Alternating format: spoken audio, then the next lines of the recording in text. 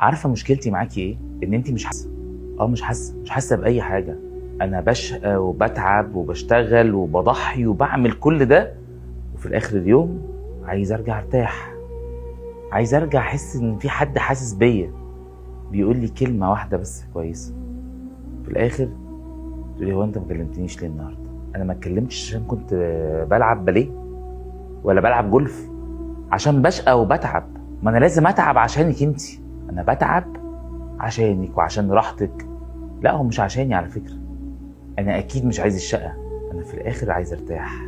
انا كل اللي طالبه منك انك تقدري كلمه حلوه بس، حسسيني ان انا بعمل حاجه. مش بعد الشقه والتعب والارهاق والضغط والظروف اللي احنا بنعيشها تقومي قايله لي انت ما بقتش تحبني. ما انا لو ما بحبكيش ما انا هشقى ليه وهتعب ليه؟ ما عشان انا بحبك ما انا بشقى وبتعب وبشتغل. انا اسف لو بقولك ان انت مش حاسه بيا، انا اسف، انت اصلا مش شايفاني. والله مش شايفاني. الكلمه اللي بيقولوها دايما ما تيجي نبدل الادوار، ما تيجي تعيشي يوم واحد بس من اللي بعيشه.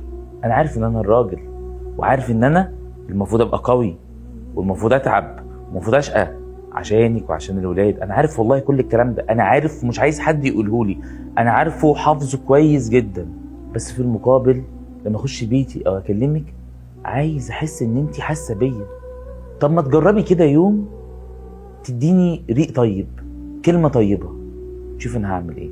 شوف الطاقه اللي هتجيلي عشان اقدر انزل تاني يوم الشغل واكسر الدنيا واعمل واحقق احلامنا وطموحاتنا. بس برجع انت اتغيرت. فين ايام زمان؟